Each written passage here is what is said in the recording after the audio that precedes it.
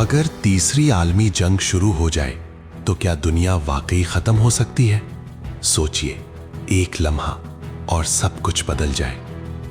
आज दुनिया एक खतरनाक मोड़ पर खड़ी है, जहां एक छोटी सी चिंगारी एक बड़ी तबाही को जन्म दे सकती है।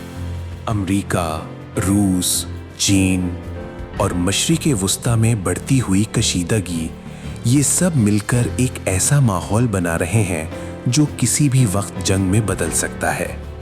अगर ये जंग शुरू हुई तो सिर्फ गोलियां और बम नहीं चलेंगे, बल्कि एटमी हथियार इस्तेमाल हो सकते हैं, जो चंद लम्हों में लाखों जिंदगियां खत्म कर देंगे। सोचिए, एक रोशनी की चमक और फिर मुकम्मल अंधेरा।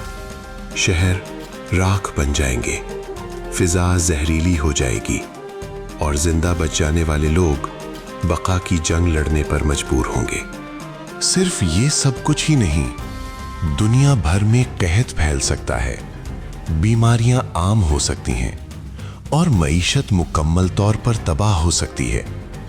लोग खाने के लिए तरसेंगे, पानी नायाब हो जाएगा और जिंदगी सिर्फ एक जिद्दोजहद बनकर रह जाएगी।